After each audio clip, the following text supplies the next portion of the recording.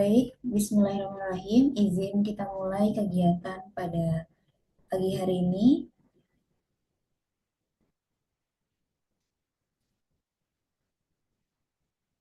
Assalamualaikum warahmatullahi wabarakatuh. Selamat pagi dan salam sejahtera bagi kita semua. Yang kami hormati Dr. Jamal Abdul Muiz, SHMH, selaku Ketua LPH Askin. Yang kami hormati Bapak Alwi Thomas Miko, SKM MKes, selaku Sekjen Askin. Yang kami hormati Dr. Rizka MK, selaku narasumber webinar. Yang kami hormati Ibu Tri Wahyuni, SDRK Bidan MM, selaku moderator, serta seluruh peserta webinar online Askin yang berbahagia. Alhamdulillah, puji syukur kita panjatkan kepada Tuhan Yang Maha Esa, karena berkat rahmatnya kita masih dapat berkumpul secara virtual dalam webinar yang diselenggarakan oleh Askin dengan tema penguatan implementasi pencegahan dan pengendalian infeksi di klinik, strategi mewujudkan pelayanan yang aman, bermutu, dan berkelanjutan. Sebelumnya, perkenalkan saya Sri Rezeki yang akan bertugas sebagai Master of Ceremony pada kegiatan hari ini, dan izinkan saya untuk membacakan susunan acara. Yang pertama adalah pembukaan, yang kedua menyanyikan lagu Indonesia Raya, yang ketiga penyampaian materi, yang keempat sesi tanya jawab dan diskusi, dan yang terakhir penutup dan sesi foto bersama. Baik, sebelum memasuki rangkaian acara selanjutnya, marilah kita bersama-sama menyanyikan lagu Kebangsaan Indonesia Raya. Kepada seluruh peserta, kami mohon kesediaannya untuk berdiri apabila memungkinkan, serta mengikuti lagu dengan sikap yang hikmat.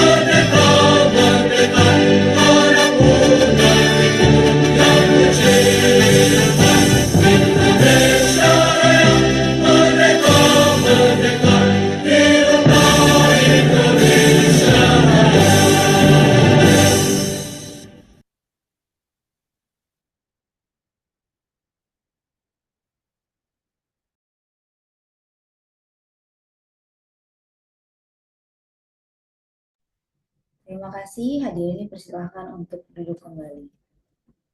Baik, untuk mengawali kegiatan pada pagi hari ini, marilah kita menundukkan kepala sejenak untuk berdoa agar kegiatan webinar ini dapat berjalan dengan lancar. Kepada hadirin kami persilakan untuk berdoa menurut agama dan kepercayaan masing-masing.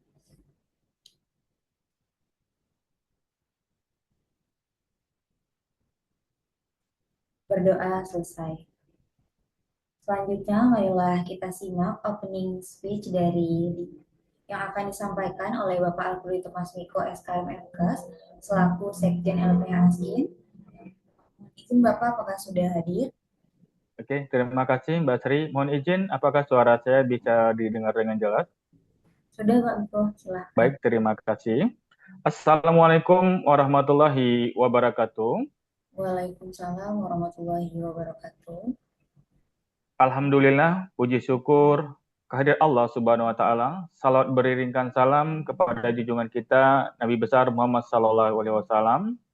Selamat pagi, salam sehat, salam sejahtera untuk kita semua. Yang kami hormati Dr. Rizka MK selaku narasumber kita pada pagi hari ini, Ibu Triwahyuni sebagai moderator, serta Bapak Ibu para peserta webinar online tentang pencegahan dan pengendalian infeksi di klinik yang berbahagia.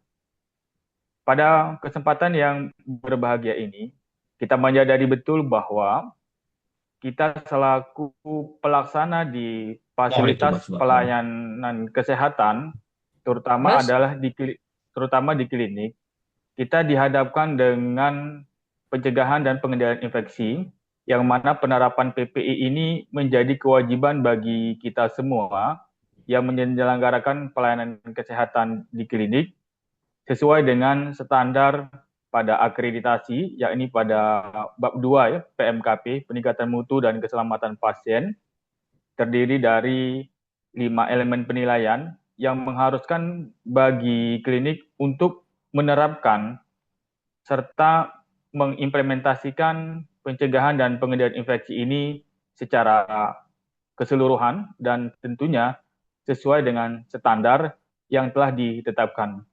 Untuk itulah, lembaga penyelenggara akreditasi ASKIN hadir di tengah-tengah Bapak Ibu semua, hadir ke klinik Bapak Ibu semua, mempersembahkan narasumber untuk memberikan dan mengedukasi tentang penguatan implementasi pencegahan dan pengendali infeksi di klinik, bagaimana strategi kita untuk mewujudkan pelayanan yang aman, bermutu, dan berkelanjutan, yang nantinya akan disampaikan oleh narasumber hebat kita, yakni Dr. Rizka.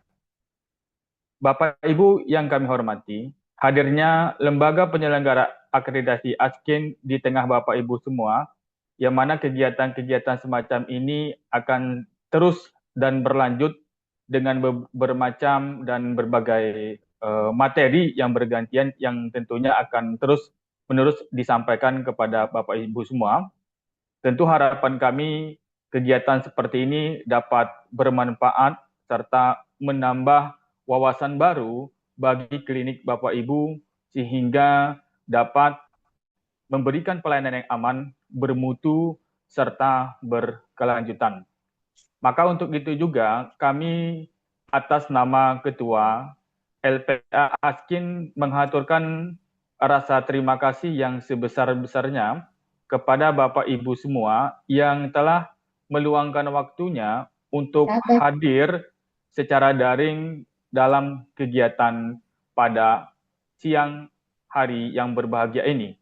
Tentu harapan kita bersama dengan narasumber yang hebat dapat memberikan informasi yang bermanfaat yang untuk penting bukan kita rujukan, semua. urus saja Dan sekali masuk lagi kami aplikasi aja. juga mengaturkan rasa terima kasih, serta dengan ini kami atas nama Ketua LPA Askin, Dr. Jamal Abdul Muiz SHMH, maka acara kegiatan webinar online penguatan implementasi pencegahan dan pengendalian infeksi di klinik dengan tema strategi mewujudkan pelayanan yang aman, bermutu, dan berkelanjutan dengan ini dinyatakan dibuka. Selamat mengikuti, semoga bermanfaat dan terima kasih.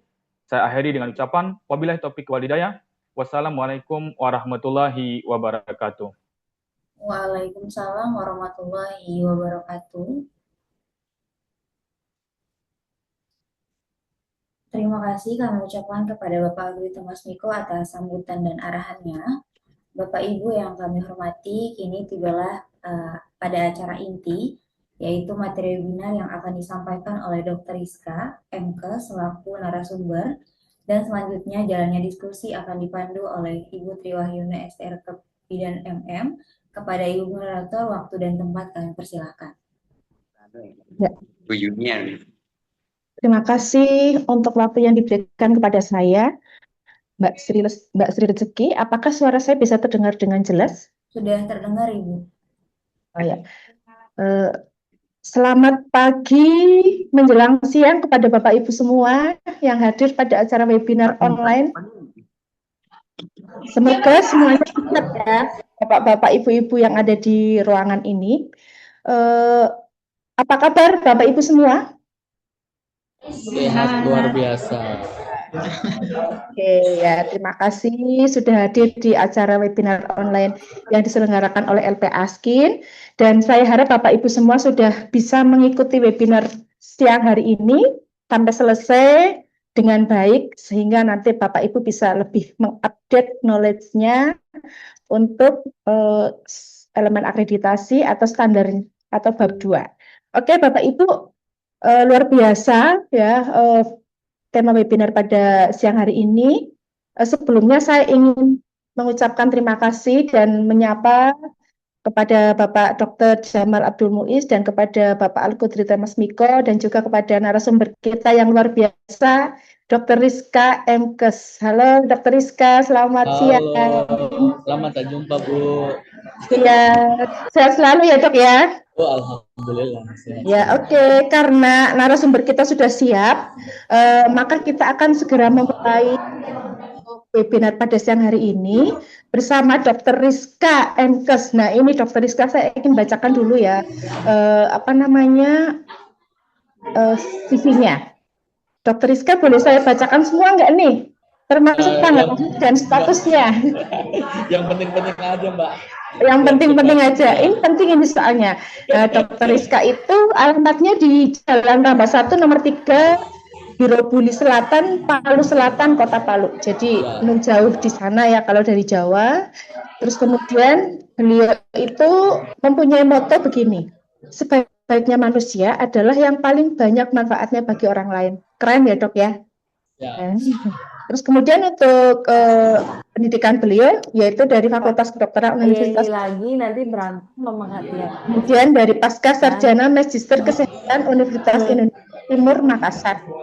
Dan beliau itu pernah menjadi dokter Puskesmas Kasih-Kasih Makassar, dosen Fakultas Kedokteran Universitas Al-Khair, dokter RSUD. Iya, malah nanya. Juga pernah menjadi Direktur Klinik Agung Palu, juga pernah jadi dokter PMI Market Sulawesi Tengah, kan? dan sebagai Kepala Seksi Penanganan Krisis Kesehatan dan Kesehatan Provinsi Sulawesi Tengah dan Kepala UPT Laboratorium Kesehatan Provinsi Sulawesi Tengah.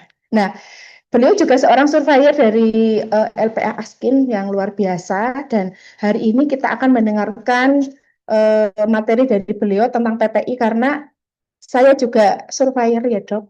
Dan saya selalu menilai tidak 10 untuk standar ini karena ternyata PPI itu banyak sekali hal yang harus dilakukan. Nah, untuk waktu selanjutnya karena sudah siang, saya beri kesempatan atau saya persilahkan kepada Dr. Rizka untuk memberikan materinya. Tapi saya beri waktu hanya 55 menit aja loh Dok.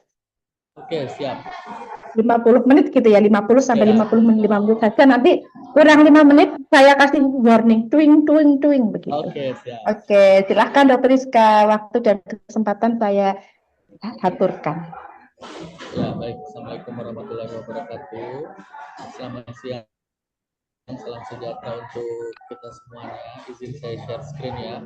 Yang terhormat Ketua LBH Askin, Bapak Dr. Jamal Abdul Muiz dan Pak Miko selaku Sekjen Askin, Mbak Sri Triwahyuni juga selaku moderator dan Bapak Ibu sekalian yang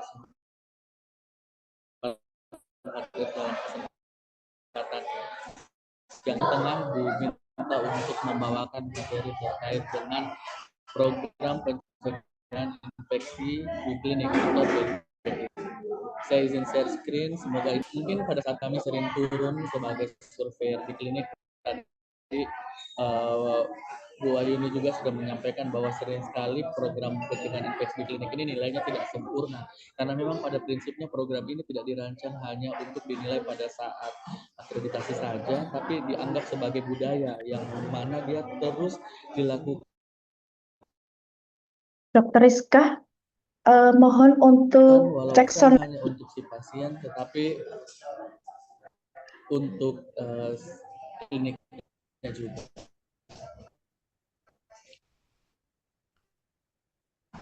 Baik, dalam kisah menyampaikan ada 5 pokok bahasan yang mungkin satu pokok bahasan ini kita ambil waktu Dokter Rizka, mohon maaf. dengan waktu Dokter Rizka, oleh Ibu Triwa. Dokter Rizka, mohon maaf suaranya Kalau agak misal ada terputus. yang tidak jelas, tolong. Ya, halo. Dokter Rizka, suaranya agak terputus dan masih ada bocoran suara yang lain. Suaranya masih agak terputus, Dok. Halo. Ya, enggak. Dengar? Sudah? Ya, sudah, Dok. Halo? Ya, sudah. Sudah boleh? Sudah terdengar, Dok. Ya.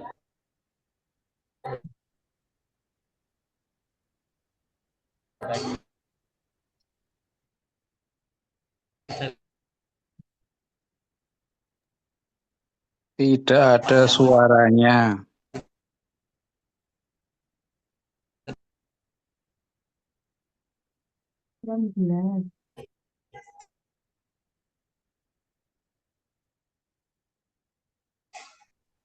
Dokter Rizka, mungkin bisa cek sound lagi?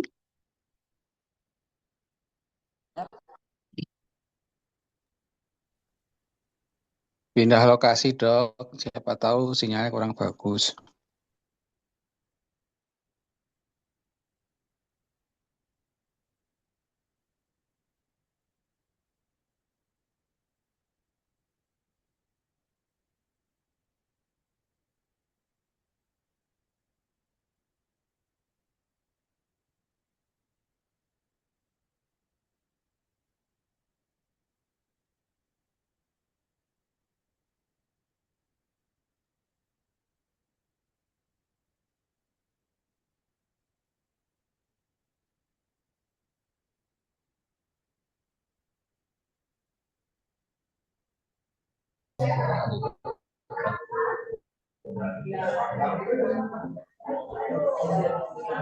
Apa sudah terdengar?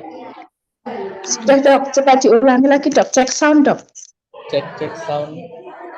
Ya, oke, sudah lebih terdengar. Oke, baik. Monggo, silakan dilanjut, Dok.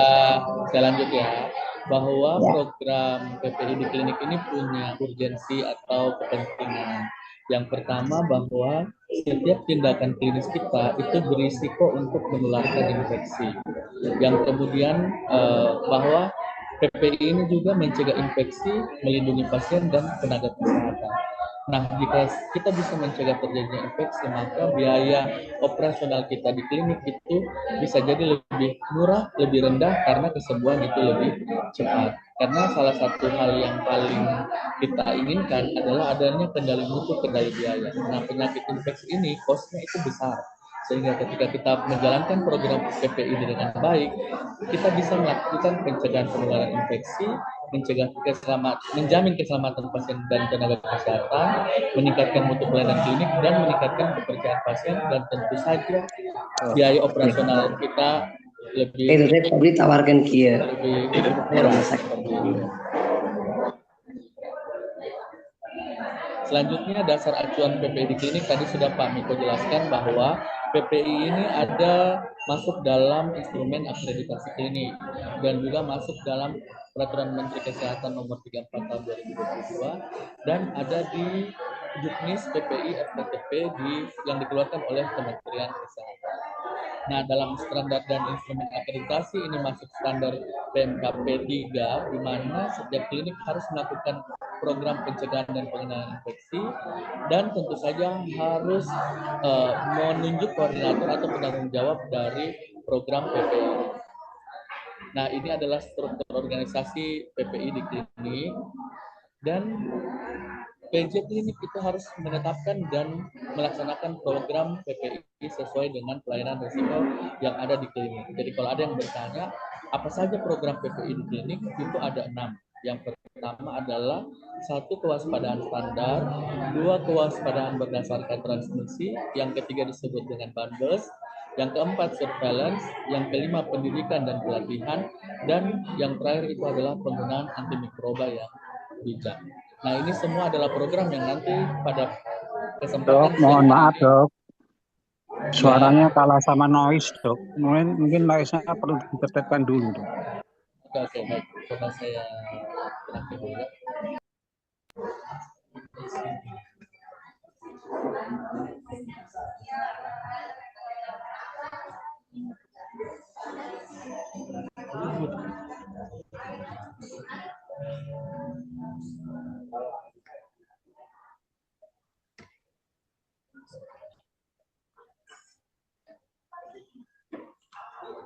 Kalau ini sudah lebih jelas?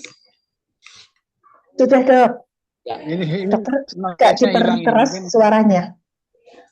Oke, sudah. Bu Ayu ini itu mungkin peserta perlu ditertibkan, Bu Ayu suruh matiin dulu semua mikrofonnya. Oh baik. Ya. Sepertinya saya cek semua sudah ini unmute. Oke, saya boleh lanjut Bapak Ibu? Ya. Silakan dokter dilanjut. Ya.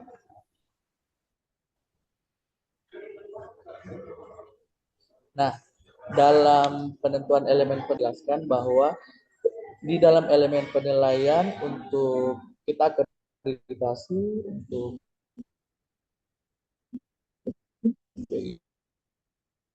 Suaranya dokter Rizka terputus kembali. Mohon dicari tempat lagi mungkin dokter.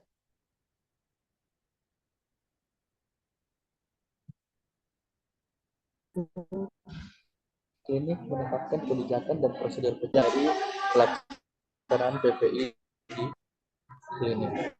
Nah, ini juga elemen penilaian berikut ada SK penanggung jawab PPI, kemudian tersedia bukti sarana kebersihan pangan dan ada SPO-nya juga, serta tersedia sarana kebersihan pangan pada kita proses melakukan dibuktikan dengan adanya laporan pelaksanaan, monitoring evaluasi, dokumentasi, edukasi dan sosialisasi program PPI, serta ada checklist audit PPI dan dokumentasi seluruh program PPI. Nah, selanjutnya saya akan membahas terkait dengan risiko infeksi di klinik. Nyambung, pedot mbak. Mohon izin dok. Risiko infeksi di klinik. Nah, Halo dokter Rizka.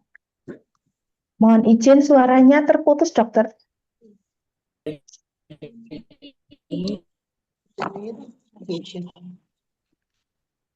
Dokter Rizka, mohon izin suaranya terputus dok.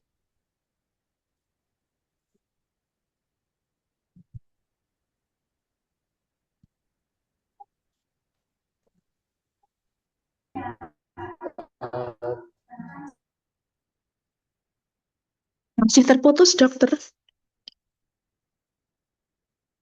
Oh ya, sepertinya dokter Rizka keluar dari grup karena mungkin sinyalnya kurang begitu baik. Sambil menunggu dokter Rizka untuk kembali ke ruangan ini, teman-teman, kami akan memberikan info bahwa LPA Askin akan rutin melaksanakan webinar-webinar yang bermanfaat untuk update knowledge bagi Bapak Ibu semua.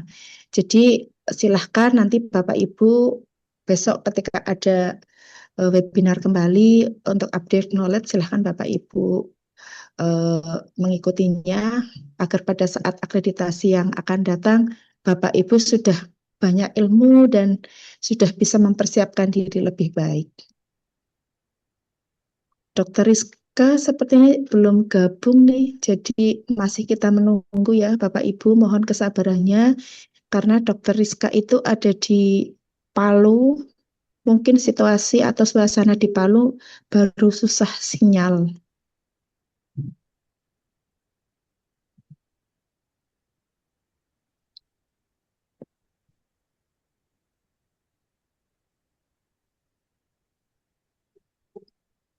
Dan Bapak Ibu yang hadir pada webinar saat ini juga bisa mengusulkan pada LPA Askin untuk webinar-webinar selanjutnya yang diharapkan oleh Bapak Ibu untuk update knowledge, dan sehingga nanti ketika Bapak Ibu bisa mengusulkan, mungkin dari LPA Askin bisa memfasilitasi.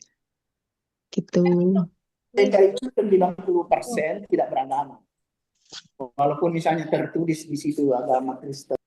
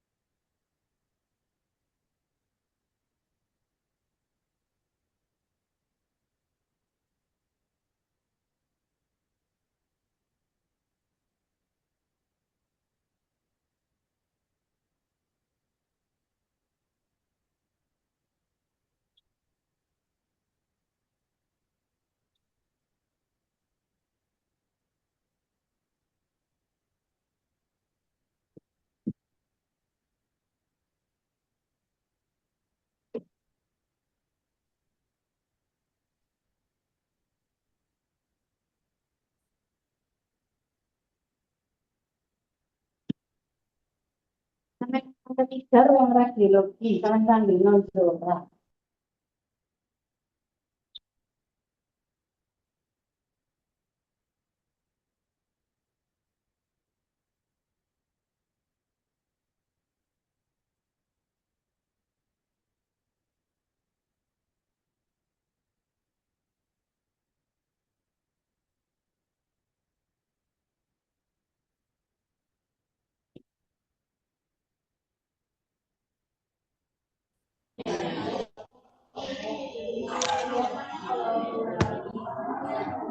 Dokter Risa sudah gabung lagi ya.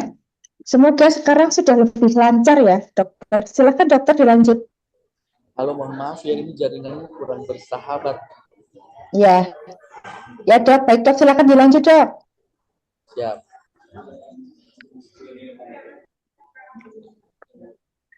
Apakah slide saya sudah terlihat? Sudah. Suaranya juga sudah terdengar dok. Ya, tadi yang selanjutnya kita masuk ke risiko infeksi klinik tadi bisa melalui kontak langsung, kemudian penularan melalui droplet dan airborne pada saat di ruang tunggu, pada saat kita melakukan tindakan nebulizer, atau pada saat tindakan gigi yang juga perlu diwaspadai ya di ruang poligigi, ataupun pada saat di ruang tunggu yang sangat padat. Ini memang resiko infeksi yang ada di ini. Selanjutnya ada juga resiko pada padanan darah dan cairan tubuh. Misal pada luka tusuk jarum, percikan darah dari tubuh pasien, ataupun pada saat penanganan benda dan alat yang kita gunakan merupakan benda atau alat yang tajam. Kemudian bisa juga melalui adanya kontaminasi dari permukaan peralatan-peralatan.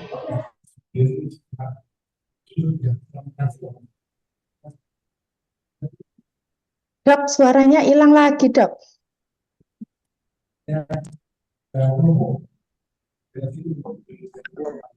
Serta pengelolaan limbah medis dan kepatuhan penggunaan APD yang rendah.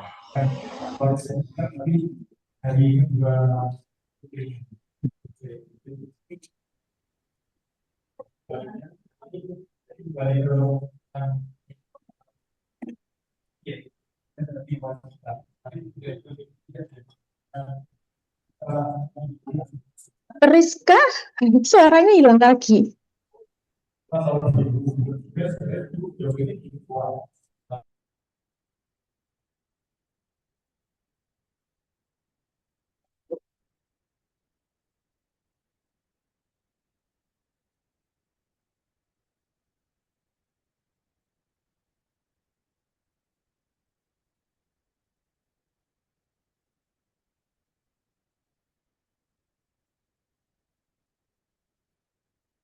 Mohon maaf Bapak Ibu, ternyata sinyalnya Dr. Rizka tidak bersahabat.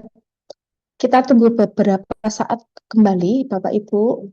Semoga nanti Dr. Rizka bisa kembali bersama-sama kita untuk memberikan materinya. Mohon maaf ini lempar terus.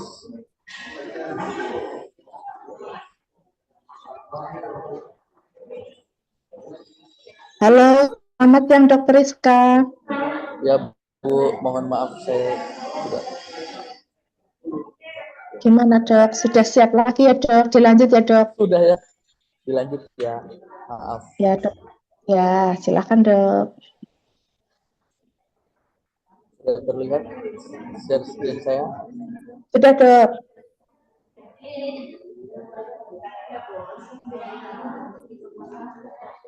Mohon izin dong, kalau untuk PPT-nya mungkin bisa dibantu agar tidak. Ya, boleh silakan Bu. Ya, boleh di close. Kayaknya kalau di sini jaringannya agak berat. Sudah saya kirim ke Bu Sri. Iya siap, di close aja. Saya stop share. Ya.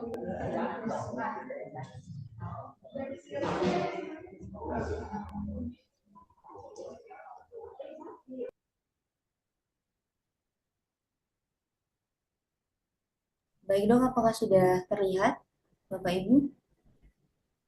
Sudah terlihat Mbak Sri. Baik, silakan. Sudah.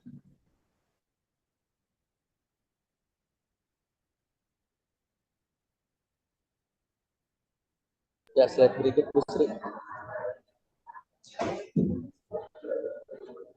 Ya, tadi jika risiko infeksi tersebut tidak dimitigasi dengan baik, bisa terjadi yang disebut dengan AIDS dan ada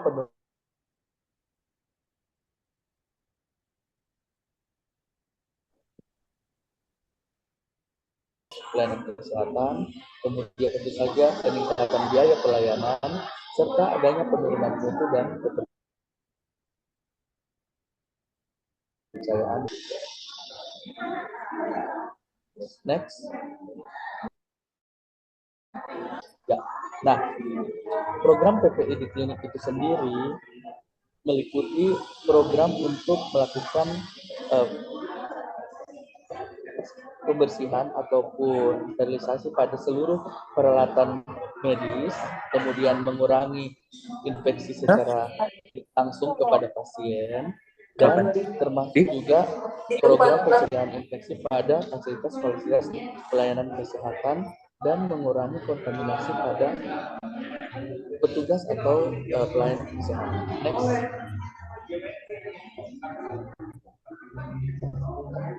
Next.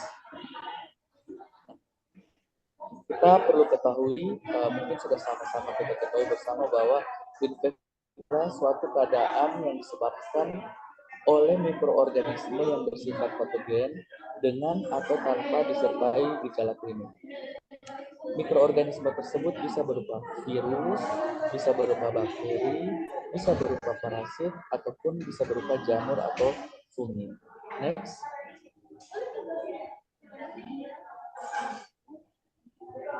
Nah,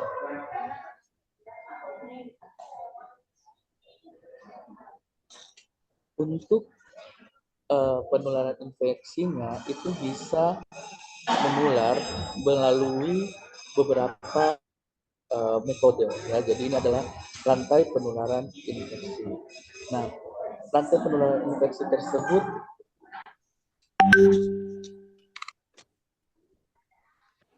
Halo, apakah suara saya terdengar? Atau masih noise? Terdengar, Dok. Agak noise, masih agak noise. Saya agak noise ya. Dan di tempat yang sepi sebenarnya. Saya boleh lanjut? Ya, silakan dokter dilanjut. Ya, baik. Jadi ini untuk rantai penularan infeksi ini bisa masuk melalui metode seperti yang pertama itu adalah melalui adanya yang disebut dengan penjamu yang rentan. Misalnya ada orang yang kemudian batuk pilek, kemudian dia masuk kumannya itu dia bersifat patogen, kemudian ada media atau reservoir udara, dia terbang-terbang di udara karena batuk pileknya akhirnya masuk melalui port di entry, bisa melalui mulut, hidung, mata, ataupun jaringan-jaringan lunak di tubuh kita yang terbuka, akhirnya masuk ke dalam tubuh si orang yang satunya. Itu bisa melalui metode transmisi secara kontak langsung, kontak tidak langsung, atau bisa dibawa oleh penyakit ya. Next.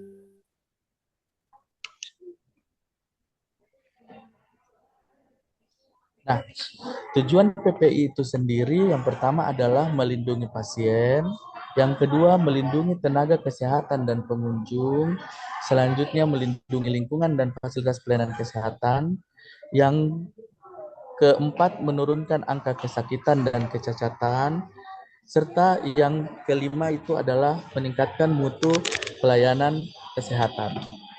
Next. Nah, selanjutnya kita membahas terkait dengan kewaspadaan isolasi. Nah, dalam kewaspadaan isolasi ini ada beberapa hal yang perlu dipahami. Yang pertama itu adalah kewaspadaan standar, di mana kewaspadaan standar ini diterapkan pada semua pasien tanpa memandang status infeksi di semua fasilitas pelayanan kesehatan. Yang pertama terkait dengan kebersihan tangan, di mana kita harus melakukan budaya cuci tangan baik dengan sabun ataupun hand rub sebelum dan sesudah kontak dengan pasien. Yang kedua adalah penggunaan alat pelindung diri. Gunakan APD sesuai dengan risiko paparan. Pada daerah-daerah tertentu yang risiko infeksinya tinggi, maka kita harus menggunakan APD yang lengkap. Kalau misal risikonya rendah, kita sesuaikan dengan keadaan ataupun lokasi dari tempat kita kerja. Selanjutnya, kita di klinik diminta untuk selalu menyampaikan atau memasang leaflet ataupun informasi terkait dengan etika batuk, di mana etika batuk itu bertujuan untuk membantu kita mengurangi transmisi dari penyakit yang menular lewat udara. Nah, ini yang harus diedukasi. Etika batuk itu bisa diberikan dalam bentuk leaflet ataupun bisa disosialisasikan pada saat pasien menunggu di klinik.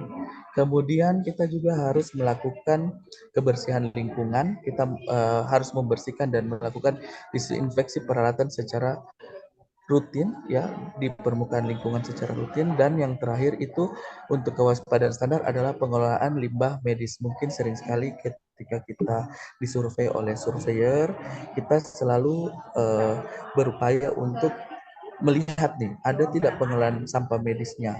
Kita lihat tempat pembuangan sampahnya, kita lihat bagaimana pengelolaan sampah medisnya benar atau tidak, pengelolaan sampah benda tajamnya benar atau tidak. Nah, ini juga adalah salah satu upaya untuk mengurangi adanya risiko penularan infeksi di fasilitas pelayanan kesehatan. Kemudian kewaspadaan transmisi. Yang pertama itu diterapkan berdasarkan penularan penyakit. Misal kalau dia ditularkan melalui kontak langsung ataupun ditularkan melalui droplet dan transmisi udara. Bagaimana kita melakukan kewaspadaan transmisi ini? Kalau ada penyakit yang ditular melalui transmisi kontak, maka kita melakukan tindakan pencegahan dengan menggunakan sarung tangan ataupun gaun. Sementara kalau dia dengan transmisi droplet, kita menggunakan masker dan kita upayakan untuk menjaga jarak. Selanjutnya untuk transmisi udara kita gunakan dengan menggunakan masker yang lebih bagus lagi, yang masker N95, dan kita kalau di klinik ada daerah-daerah yang bertekanan negatif dan diupayakan berventilasi dengan baik. Misal ini untuk pasien-pasien yang TB ya. Oke. Next.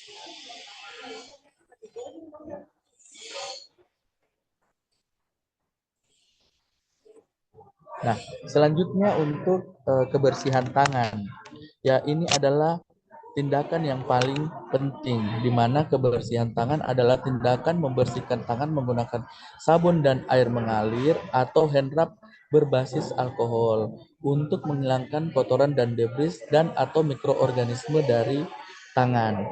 Tujuan kebersihan tangan ini yang pertama tentu saja mencegah infeksi dan penularan antara pasien ke petugas atau sebaliknya, dan antara pasien ke pengunjung dan juga atau sebaliknya.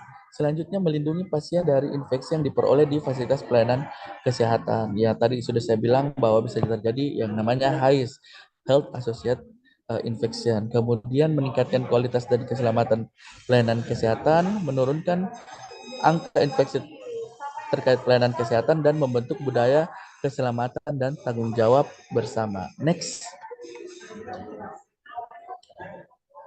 Nah, kita sudah sering menyampaikan bahwa kebersihan tangan itu dilakukan dengan air mengalir atau hand wash, ada juga dengan menggunakan hand rub.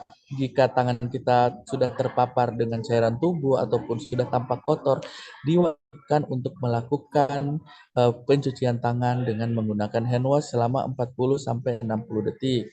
Nah, selanjutnya untuk hand rub dilakukan 20-40 detik. Next. Kenapa penting cuci tangan ini? Karena cuci tangan itu adalah media transmisi mikroorganisme. Bisa mengakibatkan penularan penyakit antar petugas melalui tangan, dan kegagalan kebersihan tangan menyebabkan meningkatnya mikroba yang multiresisten dan bisa terjadi wabah. Dan oleh karena tangan yang tidak bersih inilah yang menyebabkan terjadinya HAIS sebanyak 60-70%. Next. Nah, ini mungkin pada saat kita survei akreditasi sudah tahu ya bahwa ada 6 langkah kebersihan tangan yang direkomendasikan oleh WHO. Next.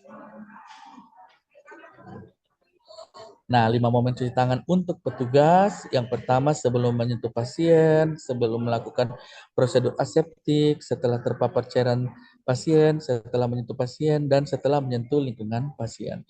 Tapi ada juga 5 momen cuci tangan untuk pasien ataupun keluarga pasien. Ya, apa itu? Next. Nah, untuk pasien itu yang pertama adalah sebelum dan sesudah menyentuh luka atau alat medis, sebelum makan, sesudah menggunakan toilet, saat masuk atau keluar ruangan fasilitas pelayanan kesehatan, dan saat tenaga kesehatan masuk ke kamar. Apa tujuannya? Mengurangi HAIS, mengurangi transmisi mikroorganisme, mendukung program PPI di klinik, dan meningkatkan keselamatan pasien. Next. Nah, ini lagi satu yang sangat penting, yaitu tadi setelah kebersihan tangan adalah penggunaan APD. APD adalah bagian dari tindakan pencegahan standar. Mungkin Bapak Ibu sekalian sudah tahu jenis-jenis APD ya, ada di gambar seperti ini. Nah, APD adalah perangkat yang dirancang untuk berfungsi sebagai penghalang atau proteksi diri terhadap bahaya fisik, kimiawi, biologis, bahan infeksius untuk melindungi pengguna dari cedera atau penyebaran infeksi atau penyakit. Penggunaan APD perlu pengawasan karena dengan penggunaan APD yang tidak tepat menyebabkan kontaminasi, meningkatkan infeksi, dan tentu saja jika kita boros APD juga meningkatkan cost. Next. Nah, prinsip penggunaan APD. Yang pertama, APD tersedia siap pakai di setiap ruangan. Kemudian APD untuk satu tindakan tidak dipakai berulang-ulang. Ya, terutama tindakan invasif. APD yang rusak itu harus diganti. APD dipakai sesuai standar dan alatnya. Kemudian APD dilepas setelah selesai tindakan dan penyimpanan APD di 3 kontainer. Yang pertama APD yang kotor, APD yang perlu didekontaminasi, dan APD yang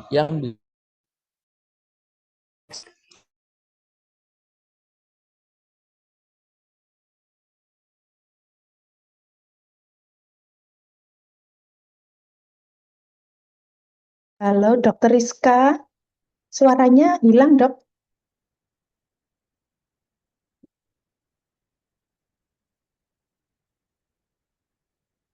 Dokter Rizka, halo.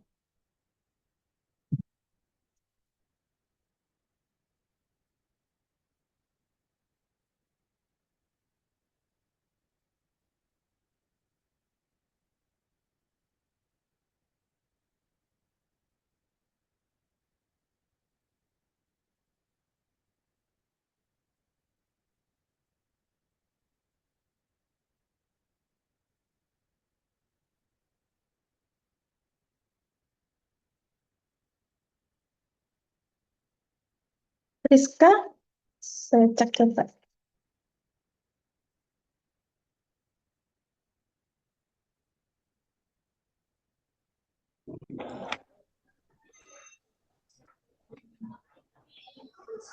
Halo. Sepertinya Dokter Rizka keluar lagi nih.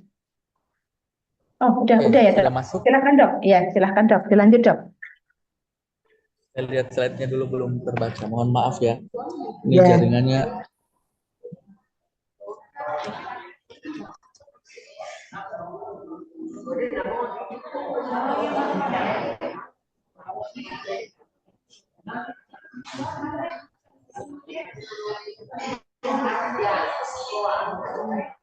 Bu Sri, saya belum melihat slide-nya.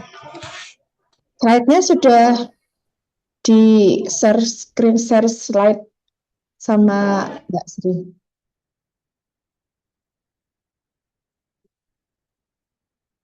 Dokter Rizka belum bisa mengakses ya?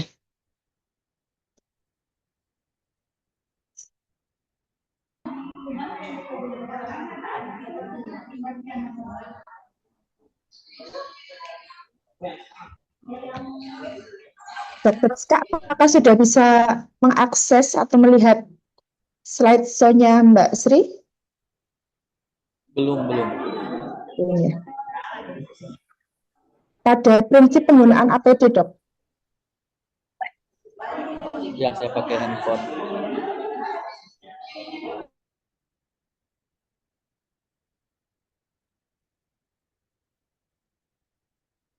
Oke, saya sudah lihat. Makasih.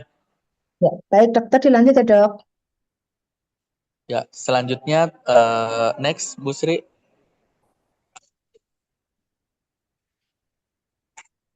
Nah, untuk langkah pemasangan APD ya tadi kita harus memperhatikan ya, kalau untuk gaun itu diperhatikan bahwa gaun itu menutup seluruh tubuh dari leher hingga lutut, lengan hingga ujung pergelangan tangan, dan tutup bagian belakangnya. Sementara untuk kacamata pelindung itu dia harus ditempatkan di wajah dan sesuaikan agar pas ya, tidak ada tempat atau ruang yang bisa memungkinkan droplet tersebut bisa masuk.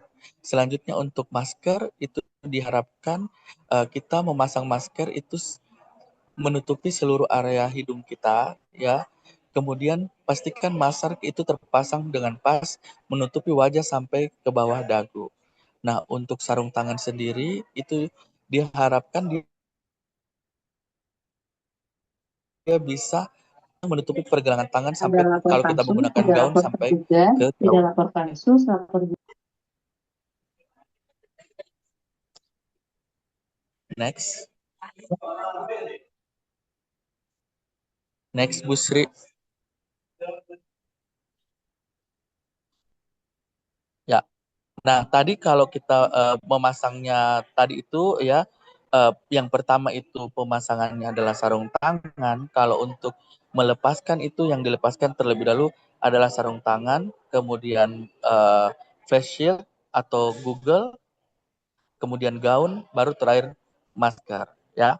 Jadi ini kalau untuk melepaskan dia terbalik dengan pada saat kita memasang. Jadi kalau memasang itu yang dipasang itu adalah sarung tangan, tadi kita putar ya. Selanjutnya next.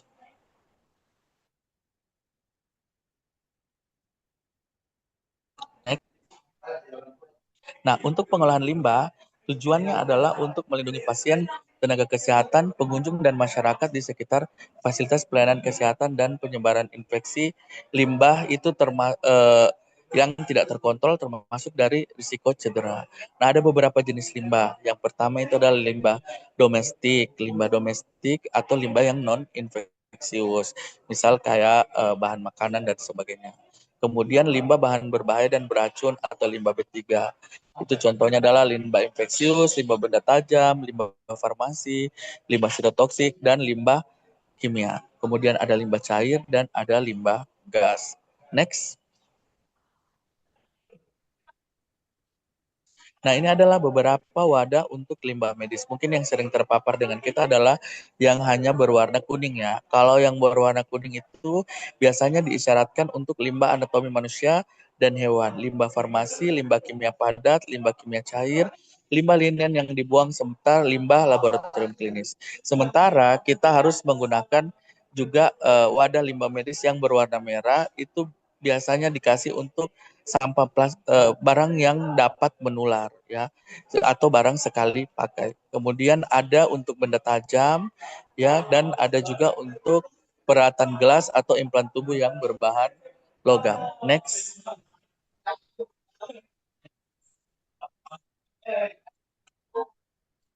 Nah, untuk pengelolaan limbah medis ya, untuk yang non infeksius atau tadi limbah domestik itu dilakukan pengelolaan sebagaimana limbah domestik. Biasanya kita kolaborasi dengan tempat pembuangan sampah ataupun pemungut sampah yang kerjasama dengan pemerintah daerah ya. Biasa ada kerjasama dari pengelola sampah domestik. Kemudian kalau benda tajam itu kita biasanya kalau kita punya insinerator yang sudah berizin itu bisa menggunakan, misal kayak di puskesmas.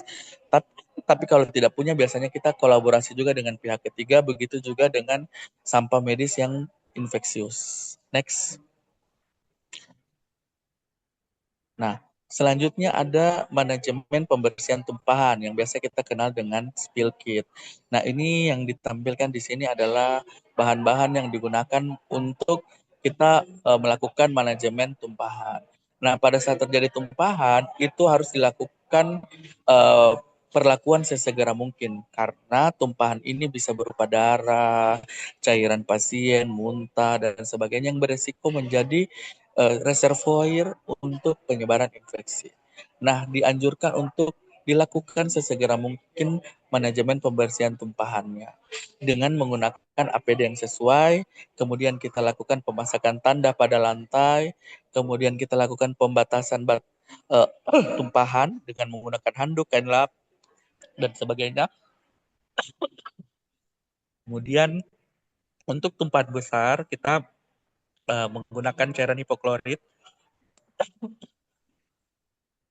Untuk tumpahan yang kecil juga cuma pengencerannya lebih encer ya.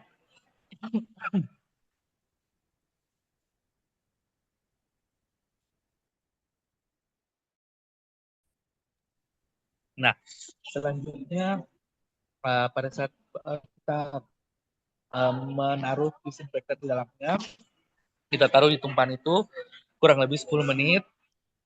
Kemudian kita setelah 10 menit kita bilas area tersebut dengan air bersih dan kita hilangkan residu yang tadi ada di tumpahan dan disinfektan.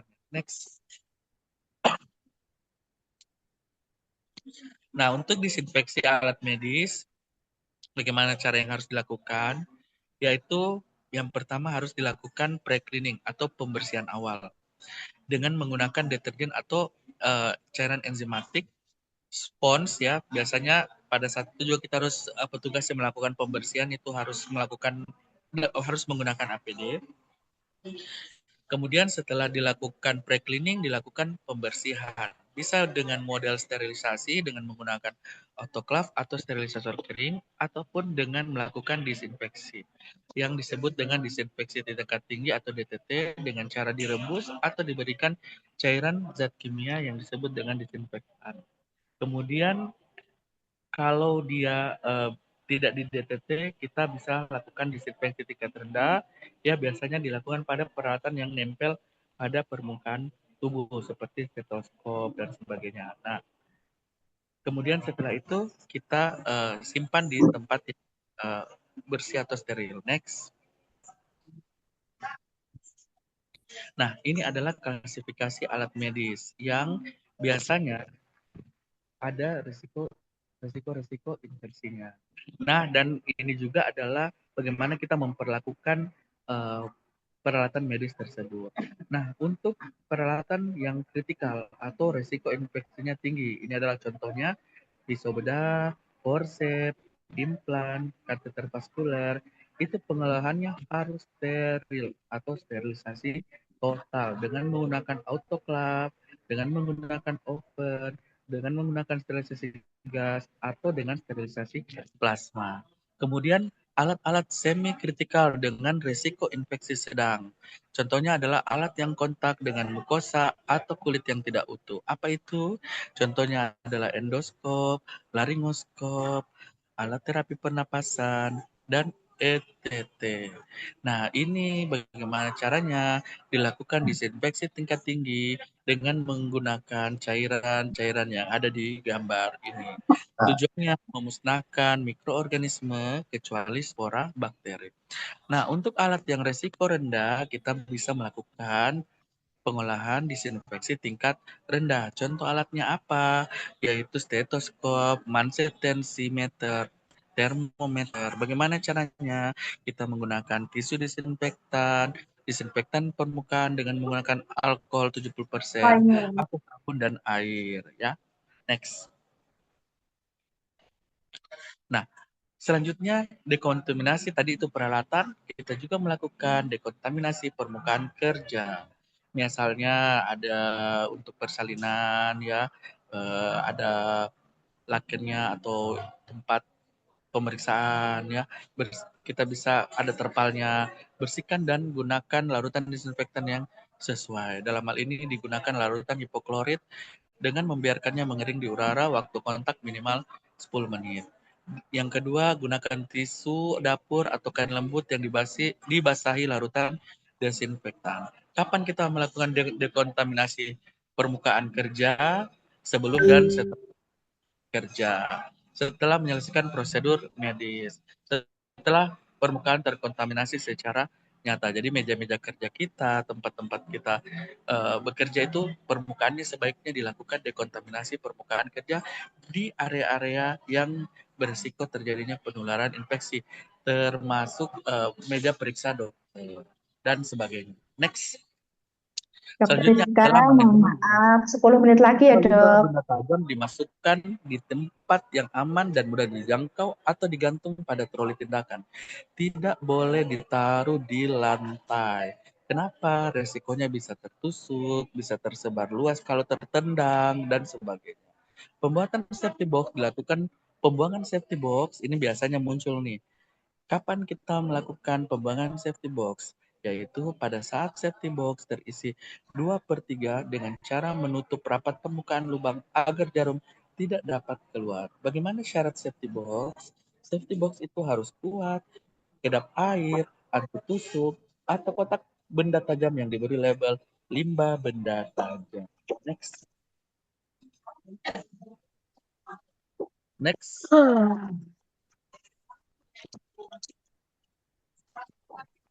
Nah, selanjutnya adalah kebersihan pernapasan dan etika batuk. Kita harus mengajarkan pada pasien jangan batuk atau bersin langsung pada tangan. Ini beresiko dia bisa terjadi penularan melalui tangan yang tidak bersih. Jadi kita harus mengajarkan bagaimana cara etika batuk, yaitu dengan menggunakan siku seperti yang ada di gambar. Gunakan dengan baju atau siku saat batuk, kenakan masker bedah untuk membatasi penyebaran, mata menjauh dari orang lain, dan gunakan tisu saat batuk ataupun bersin. Kebersihan tangan juga harus dilakukan setelah batuk dengan menggunakan hand rub ataupun hand wash, terutama pada saat sesudah batuk ataupun bersin yang tadi terkena dengan cairan ataupun droplet dari kita sendiri atau si pasien itu. Next. Nah, selanjutnya adalah kewaspadaan transmisi. Nah, tahap kedua dari tindakan pencegahan isolasi pada kasus yang belum terdiagnosis maupun yang sudah terdiagnosis. Nah, ini kewaspadaan transmisi ini yang tadi ya kita menggunakan kalau transmisinya kita curiga lewat udara,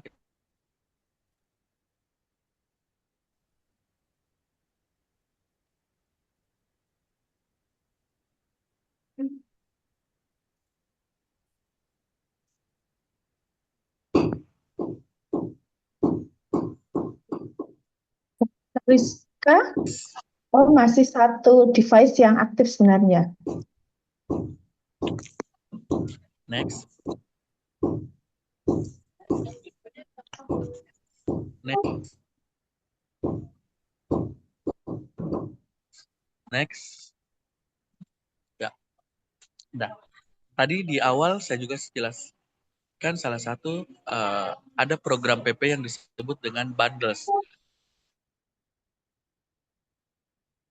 Apa itu bundles? Kumpulan praktik berbasis bukti sahih yang menghasilkan perbaikan keluaran proses pelayanan kesehatan bila dilakukan secara kolektif dan konsisten. Nah, bundles ini bisa dilakukan untuk beberapa kasus tertentu. Misal, ada bundles pada infeksi daerah operasi. Apa yang kita lakukan supaya tidak terjadi infeksi daerah operasi? Bagaimana kita melakukan pencegahannya? Yang pertama yaitu adalah mandi operasi, cukur rambut jika perlu, antibiotik profilaksis bila perlu, dilakukan kontrol gula darah, kemudian termoregulasi, dan pada saat operasi dilakukan teknis aseptik. Selanjutnya, bagaimana lagi pencegahan atau bandel pada ISK melalui kateter. Nah, bagaimana caranya supaya kita tidak mendapat infeksi pada saat pemasangan kateter? Nah, pemasangan kateter harus punya indikasi yang jelas. Pada saat kita memasang harus dilakukan teknik aseptik, sistemnya tertutup, kemudian kantung urin dibuat di bawah kandung kemih saat digantung, kemudian kita lakukan pembersihan meatus secara rutin, dan kita lakukan evaluasi harian. Next.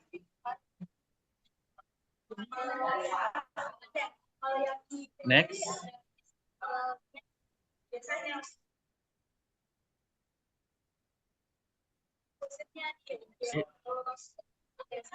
Nah, selanjutnya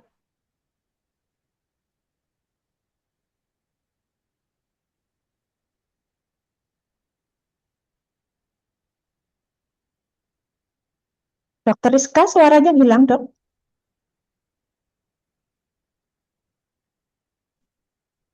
sebelumnya.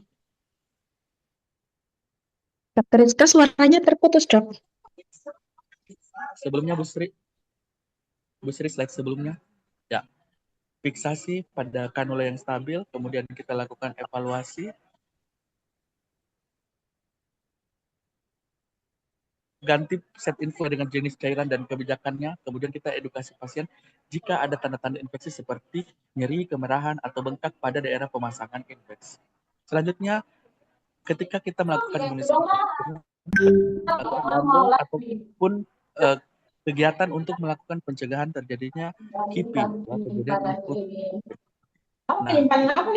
harus dilakukan pada pasien sebelumnya.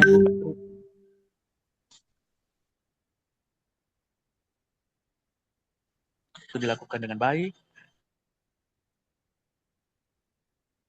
Rantai dinginnya, teknik pemberiannya harus sesuai jenis dan rutenya ya. Vaksinnya IM diberikan IM. Misal dia diberi hutan, harus diberikan secara subkutan dan sebagainya. Observasi Kasih minimal 30 menit, kemudian kita lakukan edukasi, dan tentu saja kalau ada KIPI kita lakukan pelaporan.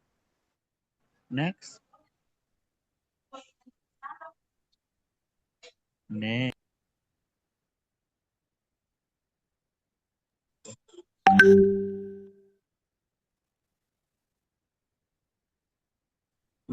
Next. Bu Sri, next. Nah, selanjutnya PPI pada perawatan luka. Nih, bagaimana kita melakukan pencegahan pada mohon maaf Bu Sri, sebelumnya. Mohon maaf dok, sepertinya karena jaringannya di sana. Nah, bagaimana pencegahan infeksi pada perawatan luka?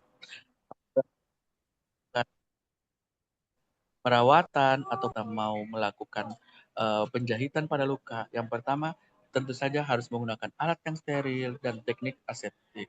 Gunakan semua peralatan steril dan tentu saja harus melakukan cuci tangan sebelum melakukan tindakan, kebersihan tangan dan penggunaan APD. Kemudian pada saat pembersihan kita bisa lihat bagaimana cara membersihkan jika ada luka, kita secara sirkular ya memutar seperti obat.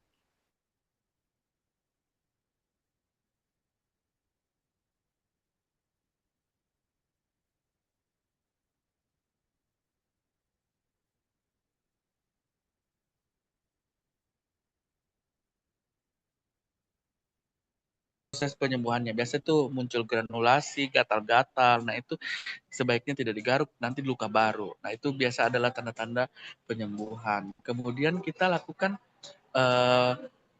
kalau yang sudah mulai mengering ya biasanya kita lakukan pembersihan juga dengan gerakan yang sama. Kemudian kita lakukan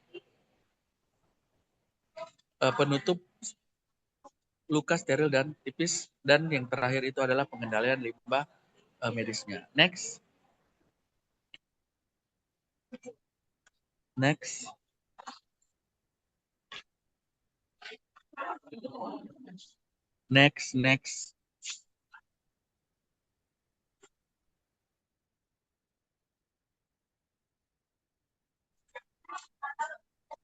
Next, Bu Sri.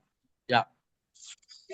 Nah, untuk panduan penutupan luka berdasarkan kondisi ya, ini adalah beberapa jenis luka yang ya. Ini adalah beberapa jenis panduan penutupan luka kondisi. Ada luka yang boleh dijahit, yaitu pada saat kurang dari 24 jam ya, kita harus bersihkan terlebih dahulu, baru kemudian kita lakukan penjahitan. Luka yang tidak boleh ditutup langsung itu adalah luka yang sudah terbuka lebih dari 24 jam, itu harus dilakukan. Kita nampak ada benda asing terlihat, itu luka dengan binatang itu ya tidak boleh ditutup karena biasanya kita ada spora ataupun penyebab agent itu kalau ditutup justru dia tambah cepat terjadinya infeksi. Kemudian lukanya sangat kotor ataupun lukanya sedang bernanah. Itu kalau lukanya dia bernanah itu kita menggunakan penutupan dengan kasa yang lembab ya. Next.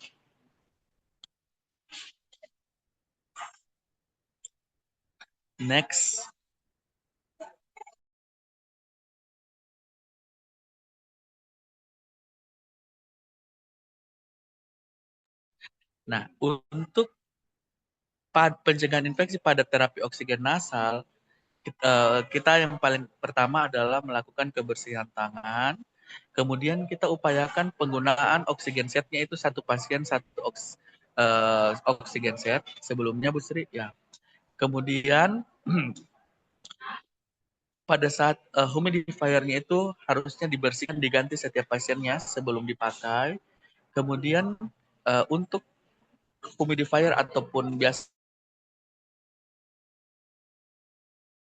ada tabung yang diokan dan disimpan dalam tempat yang bersih dan kering setelah digunakan. Kemudian untuk kanul yang sudah tidak dipakai harus dibuang ya. Sebaiknya satu pasien itu harus satu kanul, tidak bisa berganti-ganti pasien. Next.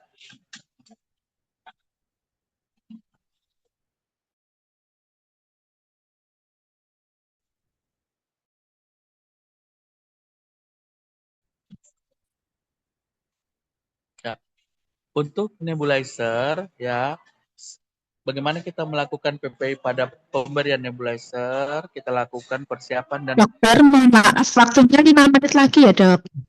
Oke, kemudian pembersihan kitnya dan setelah digunakan itu dilakukan penyimpanan dengan baik. Ya, simpan peralatan bersih dan kering, jangan ada di lantai karena dia bisa jadi sumber penularan. Next, next, next Bu Sri, next. Ya. Nah, selanjutnya untuk program PPI berikut adalah surveillance. Ini sangat penting juga karena kita harus melakukan pengumpulan data, identifikasi, analisis, dan diseminasi berkala untuk semua kejadian-kejadian infeksi yang terjadi di klinik. Kenapa? Karena kita perlu melakukan yang namanya perbaikan. Ya, next. Next. Nah, ini adalah contoh form surveillance harian untuk melakukan identifikasi ataupun pendataan dari proses tindakan medis kita, yang mana yang berpotensi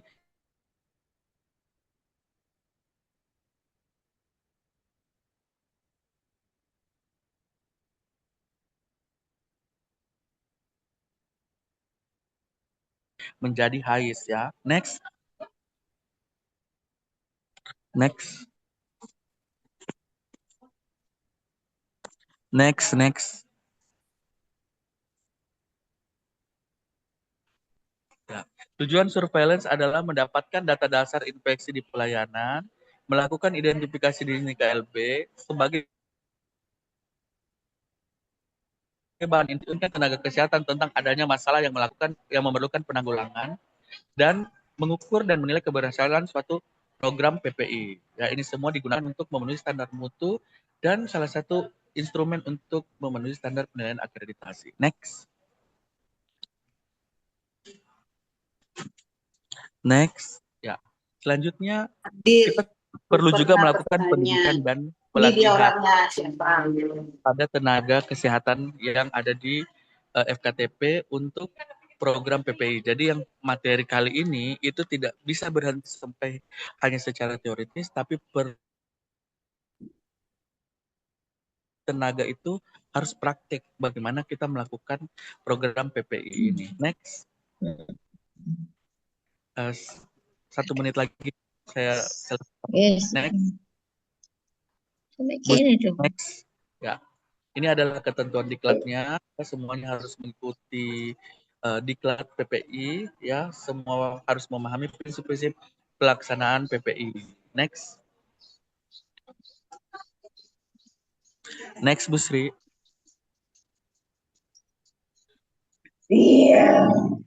Next. Nah, oke, ini adalah semua ketentuan diklat itu harus memahami program PPI mulai dari kebersihan tangan, etika batuk, penanganan limbah, dan penggunaan APD. Next. Ini poin-poin pentingnya. Next. Next, Ibu Sri, next. Dan jangan lupa juga untuk melakukan sosialisasi pada masyarakat. Nah, ini adalah tantangan program PPI di klinik. Ya, next saja.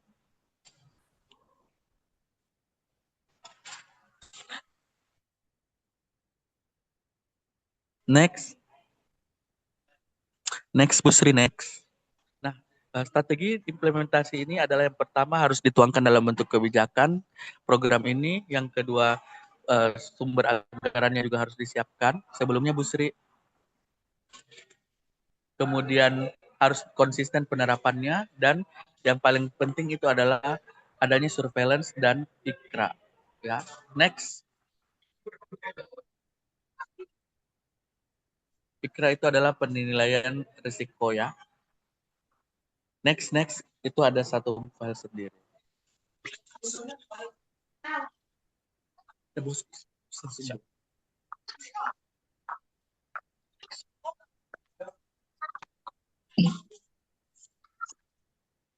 Ya, next. Ya, ini adalah contoh tabel rencana dan monitoring PPI. Next saja.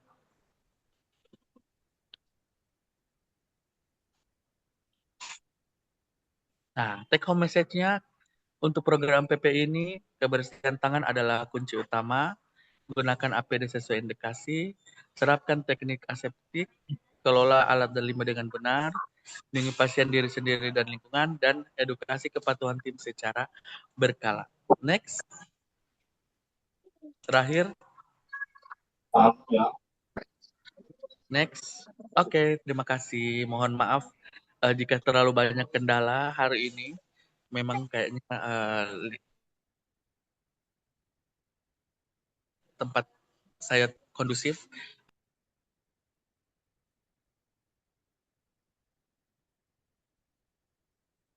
Ya, oke. Terima kasih Dr. Rizka untuk pemaparan materinya. Selanjutnya, kita akan masuk ke sesi tanya jawab. Apakah suara saya sudah bisa terdengar?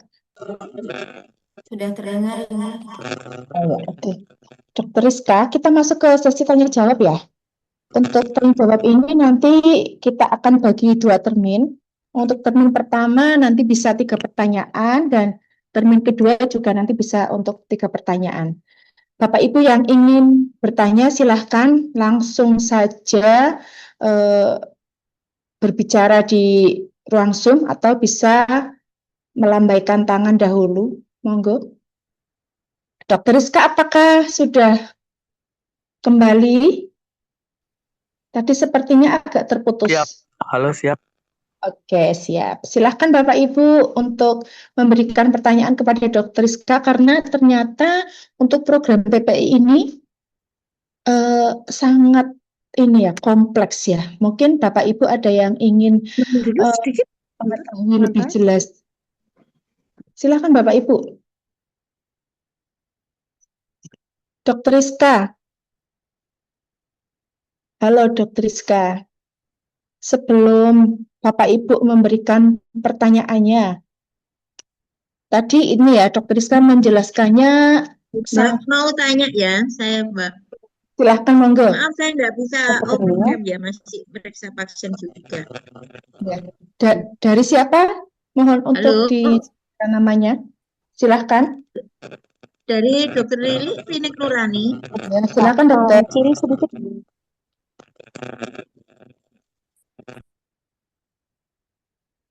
Silahkan dokter disampaikan pertanyaannya.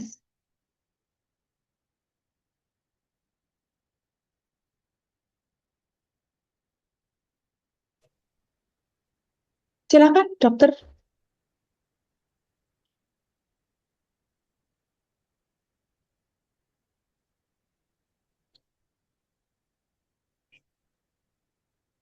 Dokter Lili dipersilakan untuk menyampaikan pertanyaannya.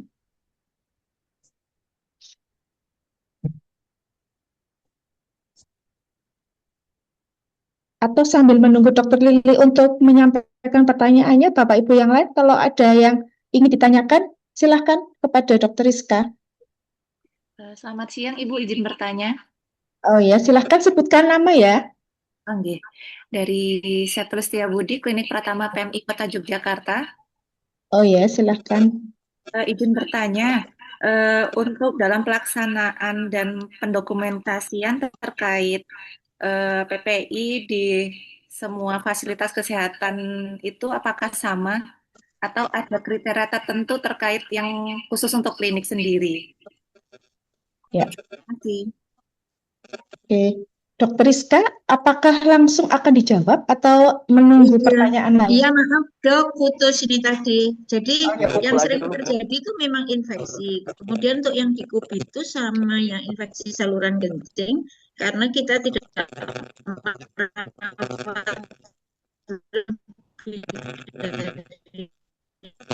Mohon maaf, Dokter Lili, sepertinya suaranya terputus. Oh iya, itu tadi aja. Jadi Dokter Lili mohon diulangi lagi pertanyaannya karena kami belum mendengar dengan jelas. Jadi di Klinik Nurani itu ada rawat inap yang sering terjadi itu infeksi apa plebitis pada anak-anak. Nah, kita sudah pernah melakukan training juga, Dok. Bagaimana sebaiknya mencegah terjadinya plebitis supaya tidak terlalu banyak kasusnya. Kalau untuk dikubitus sama yang infeksi saluran kencing itu jarang terjadi karena kita nggak merawat pasien lama dan tidak ada yang pasang kateter. Terima kasih, Dokter.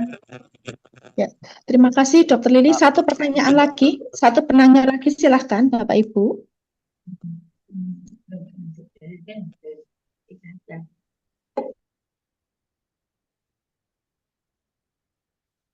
Sambil menunggu Bapak Ibu untuk memberikan pertanyaan, Dokter Rizka bisa menjawab dahulu mungkin pertanyaan dari Dokter Lili Nurani yang menyampaikan bahwa beliau itu di klinik Nurani itu adalah klinik keranap dan sering terjadi plebitis pada anak. Bagaimana cara pencegahannya? Begitu. Silahkan Dokter Rizka. Tadi oke saya Bu Dewahyuni terkait dengan apakah pelaksanaan dan pendokumentasian Dokter program Rizka PPI suaranya itu apakah sama terputus. atau beda? Halo. Iya, silakan. Ya, tadi saya ingin menjawab. Tidak terdengar, Dok. Terputus lagi, Dokter.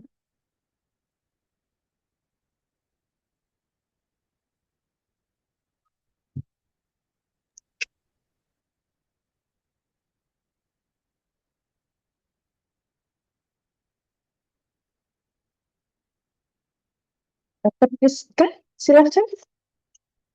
Halo, sorry Bu, sudah masuk? Ya. Sudah, Dok. Di tempat yang tadi, Dok. Aman, Dok. Jangan pindah tempat dulu. Aman. Oke, untuk pertanyaan pertama yang terkait dengan pelaksanaan dan pendokumentasian program PPI. Apakah sama atau berbeda setiap Vaskes? Secara prinsip dia sama, tapi implementasi dan kedalaman pendokumentasiannya yang berbeda sesuai dengan jenis, tingkat risiko, dan kompleksitas Vaskesnya. Nah, program pencegahan pengendalian infeksi itu mengacu pada prinsip yang sama di semua Vaskes, yaitu yang pertama adanya kebijakan dan pedoman, pemberian tim dan penanggung jawab, pelaksanaan kewaspadaan standar, surveillance infeksi, monitoring kepatuhan, dan sebagainya. Cuma untuk pendokumentasiannya, biasanya itu di setiap Vaskes dengan pelayanan yang lebih kompleks itu, maka pendokumentasiannya juga lebih kompleks dan lebih detail. Dan dia punya surveillance juga lebih banyak, karena memang dia harus melakukan analisis dan identifikasi programnya, melakukan evaluasi lebih detail lagi. Jadi pada prinsipnya sama, cuma dia akan lebih kompleks, dia punya surveillance, pelaporan, pendokumentasian pada Vaskes-Vaskes yang punya pelayanan lebih banyak dan punya resiko lebih tinggi. Dan yang kedua terkait dengan bagaimana tadi kita mencegah terjadinya plebitis. Tadi saya sudah sampaikan di slide, mungkin nanti bisa dibaca kembali. Untuk HAIS-nya ya pada untuk bundles-nya pada infeksi plebitis itu yang kita harus menggunakan SOP pemasangan infus yang baik dan benar. Yang pertama tadi sebelum kita harus lakukan disinfeksi, kemudian pemilihan vena yang tepat, kemudian pada saat fiksasinya juga harus bagus ya. Kemudian yang tadi pada saat sudah mulai gejala-gejala nyeri dan sebagainya harus segera dilaporkan. Jadi itu adalah bundle untuk melakukan supaya kita tidak banyak terjadi infeksi pada pemasangan infus. Ya, terima kasih. Apakah Mbak Septi dari Klinik PMI Kota sudah cukup jelas dengan jawaban dari Dokter Rizka? Ada penghuni lain. Ya, sampun Ibu, terima kasih. Oh, iya. Ya, nanti seandainya masih perlu dilakukan untuk pendalaman materi tentang PPI, mungkin besok lain waktu Askin kita bisa usulkan lagi kepada Askin untuk lebih mendalamkan lagi biar semakin jelas. Kemudian dokter, untuk pertanyaan kedua dari Dokter Lili yang sudah ya? Sudah semua ya? Ya, oke. Dokter Lili, dokternya apakah sudah jelas? Sepertinya sudah jelas. Terima kasih dokter. Terima kasih Mbak Sri. Terima kasih ya. Kemudian putus-putus ini sinyalnya kurang bagus. Ya, nggak apa-apa, masih bisa dimonitor. Oke, dokter, untuk pertanyaan di room chat, itu ada pertanyaan dari Bapak atau Mas Muhammad Faiz Jamalulail. Bagaimana cara mengubah budaya kerja agar kepatuhan terhadap PPI menjadi kebiasaan, bukan hanya saat menjelang akreditasi? Silakan, dokter. Bagaimana Bu? Boleh diulang? Kepatuhan? Ya, bagaimana cara mengubah budaya kerja agar kepatuhan terhadap PPI menjadi kebiasaan, bukan hanya saat menjelang akreditasi? Ya, baik. Jadi tentu saja ini diharuskan kepemimpinannya yang memberi contoh ya. Jadi ini mulai dari atas ke bawah. Jadi pembiasaan ini harus memakai konsep role model, di mana sebagai pimpinan klinik ataupun pemegang kebijakan harus mencontohkan terlebih dahulu. Mulai dari dia menetapkan kebijakannya, kemudian mensosialisasikannya, dan menjadi role model sendiri dalam pelaksanaan program PPI ini. Tidak hanya melakukan instruksi semata, tapi dia memberi contoh. Jadi itu memang harus dilakukan secara terus-menerus dan ada role model dari pimpinan tertinggi dari setiap unit ataupun tempat kerja itu sendiri. Jadi mulai dari atas ke bawah memberikan contoh dan dimonitor secara terus-menerus. Karena sebenarnya program PPI ini kalau kita cermati tadi dari penjelasan awal bahwa tujuannya bukan untuk mendapatkan nilai akreditasi, tapi lebih dari itu demi keamanan kita sendiri sebagai tenaga kesehatan dan juga si pasiennya. Kemudian yang kedua, tadi ada kolom chat apa ya tadi lagi Bu? Di room chat lagi pertanyaan dari Mbak Sevi. Untuk alat medis yang tidak terpakai, kami membuangnya lewat vendor limbah P3. Izin bertanya, untuk pengemasannya bagaimana? Apakah ada cara yang khusus? Terima kasih. Iya, tadi sudah saya jelaskan bahwa untuk yang benda-benda tajam itu disatukan dalam satu box kontainer yang sendiri yang tidak mudah hancur ya, yang jarumnya itu tidak tembus. Mungkin sudah sering kita lihat ya, terjelas dia itu tidak gampang tembus ya kalau untuk yang benda-benda tajam ya. Tadi sudah saya contohkan dia punya jenis-jenis kontainernya, baik itu limbah yang bersifat benda tajam, cairan ataupun dia bahan yang direuse tadi seperti itu. Kalau yang limbah B3 yang pengepakannya kita memberikan sesuai dengan tadi box-box kontainer yang seperti saya jelaskan tadi di slide-nya. Kayak begitu. Coba memang untuk kerjasama dengan pihak ketiga itu harus tercatat ya, tercatat dan terdokumentasi dan jelas apa yang kita lakukan, dibuang sampah apa saja jenisnya. Karena itu ada audit sendirinya nanti. Kalau ada pemeriksaan, kita punya dokumen bukti yang kalau tidak salah namanya itu adalah Fastron. Silakan, sudah Bu. Oke, apakah Bapak Ibu masih ingin ada yang menanyakan secara langsung? Jika belum ada, akan saya bacakan kembali dari room chat. Berarti saya bacakan dulu ya, Dok. Ini ada usul kalau bisa Askin mengadakan pelatihan PPI. Masukan buat Pak Niko dan Mbak Sri serta Dr. Zamal. Ini ada klinik yang mengusulkan mengadakan pelatihan PPI. Kalau untuk pelatihan PPI, karena memang tidak cukup hanya dari by materi yang seperti Zoom ini sangat terbatas. Karena manajemen PPI itu sendiri perlu dilakukan dengan praktek. Dan itu perlu setiap orang perwakilan klinik yang harus mengikutinya. Karena kalau kita cuma by materi Zoom seperti ini, itu biasanya kurang melekat dan kurang dipahami lebih detail begitu. Jadi memang harus ada workshopnya untuk PPI ini. Kami sendiri untuk workshop sebagai TOT PPI ini itu 1 mingguan. Nah, mungkin bisa direduksi sampai 2-3 hari seperti itu. Ya, oke. Ini untuk usulnya besok bisa diperbincangkan kembali. Kemudian untuk di room chat berikutnya, izin bertanya, bagaimana cara yang benar untuk membersihkan linen, spray, selimut, dan lain-lain bekas pasien rawat inap? Apakah benar harus direndam air panas dan dengan cairan desinfektan dahulu? Terima kasih.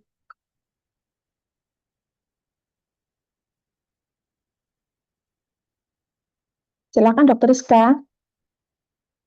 Bagaimana Bu? Apa tadi pertanyaannya?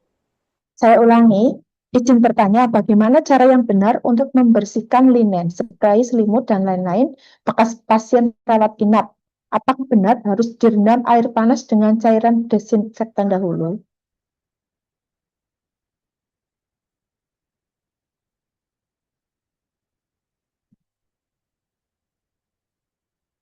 Silakan Dokter Rizka.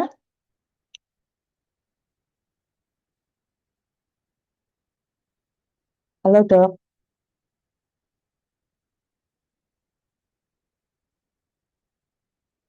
Halo Bu, sorry bagaimana tadi pertanyaannya?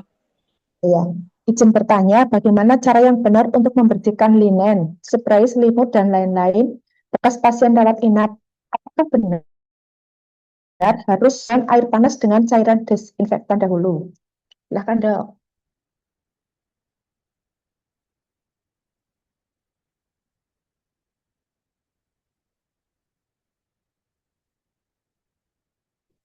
Dokter Rizko, monggo dokter, silahkan Dok.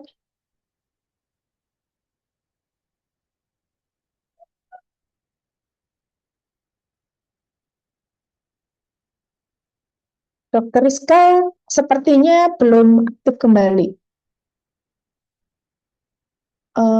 Coba saya ingin membaca pertanyaan di room chat. Untuk reakreditasi, apakah bisa dengan lembaga yang sama atau lembaga yang berbeda? Nah, ini pertanyaan karena tidak berhubungan dengan materi pada hari ini. Sambil menunggu Dokter Rizka untuk gabung, mungkin bisa dijawab oleh Sekjen kita, Bapak Alkutri Temas Miko. Dokter Rizka belum masuk soalnya. Sudah. Itu dia proses untuk disinfeksinya bisa dua jenis ya. Ada yang disinfeksi termal, ada yang dengan menggunakan cairan kimia. Biasanya kalau untuk termal kita menggunakan air panas yang seperti disampaikan tadi, kurang lebih 70 derajat Celcius selama kurang lebih 10 menit. Tapi kalau misal kita tidak punya, kita bisa menggunakan cairan hipoklorit ya, seperti Biclean, Sunclean dan sebagainya, itu bisa direndam untuk mengurangi risiko terjadinya infeksi. Jadi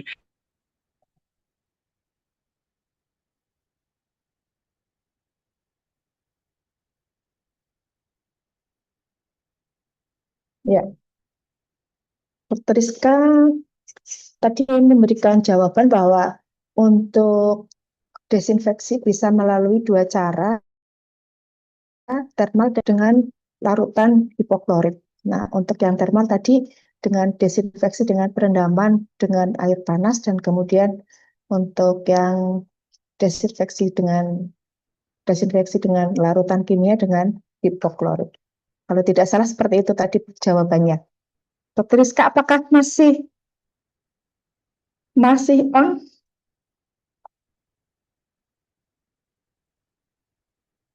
masih on sih Bu. Oh, masih on ya. Silahkan dokter. Cuma saya Untuk khawatir ini timbul. Saya merasa. Oke, dokter, ini pertanyaan berikutnya, Dok. Tapi saya beri kesempatan kepada Bapak Ibu yang ada di room webinar ini. Mungkin ada yang akan menanyakan secara langsung, silahkan. Karena ternyata termin 1 tidak hanya 3 pertanyaan, tapi beberapa pertanyaan. Kita lanjut di termin berikutnya ya, Bapak Ibu. Ya, saya sangat senang. Semuanya antusias ya dengan materinya. Karena memang banyak kasus-kasus PPI di Vaskes. Ya. Silakan Bapak Ibu, kalau misalnya akan memberikan pertanyaan secara langsung. Jika tidak ada, saya akan bacakan kembali untuk pertanyaan di room chat ya, Dok. Untuk reakreditasi, apakah bisa dengan lembaga yang sama atau lembaga yang berbeda?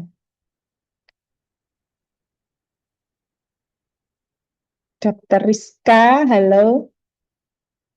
Dok, jangan pergi dulu, Dok. Jawab dulu. Kalau saya menjawab ya bisa dengan lembaga yang sama ini. Mas, oh ini dari Redmi Note, belum diri Rinen. Bisa ya Bapak Ibu ya, kalau reakreditasi itu dengan lembaga yang sama. Dokter Rizka, saya jawab ya Dok. Halo dokter.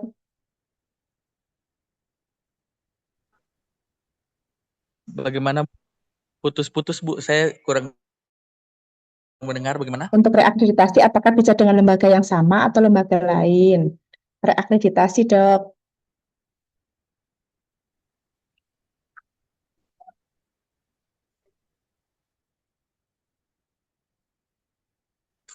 Bagaimana Bu Wahyuni? Soalnya ini saya putus. Enggak ada. Oke, mungkin ini aja. Saya akan lompati dulu pertanyaan berikutnya. Izin bertanya, apakah perendaman alat medis setelah dipakai dengan menggunakan enzim sama dengan perendaman menggunakan larutan klorin? Perendaman dengan Perendaman alat medis setelah dipakai dengan menggunakan enzim sama dengan perendaman menggunakan larutan klorin. Mungkin waktunya ya dok ya.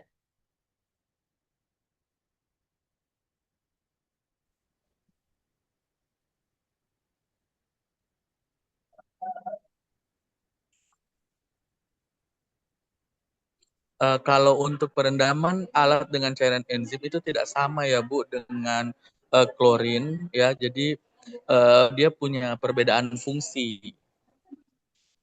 Untuk mengangkat kotoran organik seperti darah, lemak, protein, dan lendir. Dia bukan zat pembunuh kuman atau disinfektan. Sementara kalau perendaman dengan klorin, dia berfungsi sebagai zat kimia aktif untuk membunuh atau membasmi kuman, bakteri, virus, dan enzim itu dia mengurai kotoran padat yang menempel di sela-sela alat agar larut dalam air.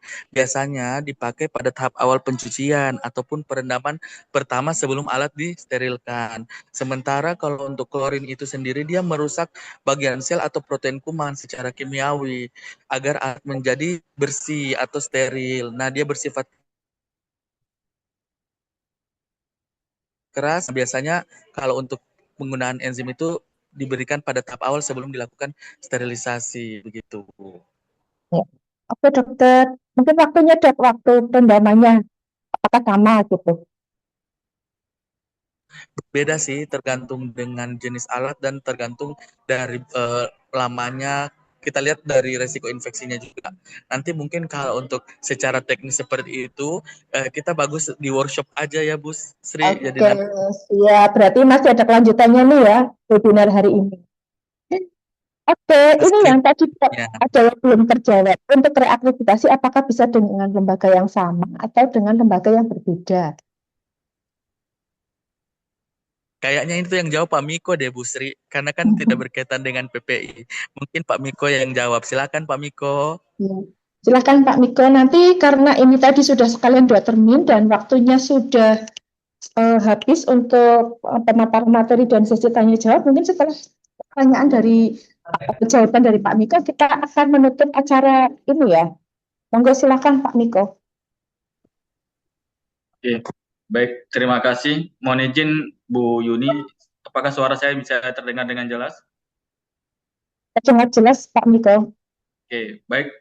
Terima kasih kepada Bapak Ibu semua berkaitan dengan lanjutan dari pertemuan kita pada siang hari ini. Tentu nanti akan kami diskusikan dan akan minta arahan dari Ketua LPA. Jika ini menjadi suatu hal yang perlu ditindaklanjuti, nanti akan kita buatkan workshop seperti yang disampaikan oleh narasumber kita tadi, Dr. Rizka. Mudah-mudahan di workshop di PPI, Dr. Rizka berkenan nanti menjadi narasumber kita, yang tentunya workshop ini secara langsung yang akan kita adakan, sehingga pemahaman PPI di klinik ini bisa kita pahami, serta bisa kita aplikasikan secara menyeluruh di klinik kita. Mungkin itu Bu Wahyuni untuk dari kami. Selanjutnya kami kembalikan kepada Mbak Yuni selaku moderator. Terima kasih. Ya. Oke, terima kasih Pak Miko, terima kasih Dr. Rizka untuk materinya, dan kita berikan apresiasi kepada Dr. Rizka dan Pak Miko untuk acara siang hari ini, dan juga kami ucapkan terima kasih kepada Bapak Ibu yang sudah mengikuti webinar pada siang hari ini. Semoga ini webinar pada siang hari ini menjadi langkah awal ya Bapak Ibu, bukan menjadi akhir tapi langkah awal kita untuk kembali bermitra dan bersama-sama untuk membangun klinik menjadi lebih bermutu. Nanti dengan adanya usul dari Bapak Ibu tentang webinar PPI, tentang pelatihan atau mungkin workshop PPI, mungkin akan menjadi pertimbangkan lebih jauh buat lembaga untuk bisa melaksanakan PPI, workshop PPI lebih lanjut karena memang sangat diperlukan oleh klinik.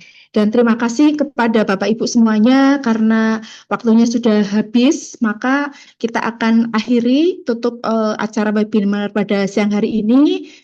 Bapak Ibu semua semoga selalu sehat, semoga selalu bermitra dengan lembaga LPA Askin dan semoga Askin juga semakin bisa menjadikan media untuk meningkatkan mutu dan keselamatan bagi klinik-klinik di Indonesia. Terima kasih karena waktu sudah selesai, kita tutup dan saya akhiri dengan Assalamualaikum warahmatullahi wabarakatuh. Selamat siang dan salam sehat untuk kita semua. Waalaikumsalam warahmatullahi wabarakatuh. Terima kasih banyak. Mungkin Bu Sri. Ya, waktu selanjutnya saya serahkan pada Bu Sri. Monggo Bu Sri. Share materi. Makasih Bu Sri. Baik, siap dok. Baik Bapak Ibu, demikianlah telah kita ikuti bersama penyampaian materi dan sesi diskusi pada webinar online pada hari ini. Terima kasih kami sampaikan kepada Dr. Rizka atas materi yang telah disampaikan, serta kepada Ibu Triwahyuni yang telah memandu jalannya diskusi dengan baik. Semoga ilmu yang diperoleh dapat diterapkan dalam praktik pelayanan kesehatan sehingga mampu meningkatkan mutu pelayanan. Sebelum mengakhiri rangkaian acara pada hari ini, Bapak Ibu, izinkan kita untuk melaksanakan sesi foto bersama terlebih dahulu. Untuk Bapak Ibu boleh dibuka dahulu untuk kameranya. Kita mulai dari slide pertama. 1, 2, 3. Kemudian slide kedua, 1, 2, 3. Slide ketiga, 1, 2, 3. Slide keempat, 1, 2, 3. Slide kelima, 1, 2, 3. Slide keenam, 1, 2, 3. Slide ketujuh, 1, 2, 3. Slide ke-9, 1, 2, 3. Baik, terima kasih Bapak Ibu. Dengan berakhirnya foto bersama, maka berakhir juga seluruh rangkaian webinar online Askin pada hari ini.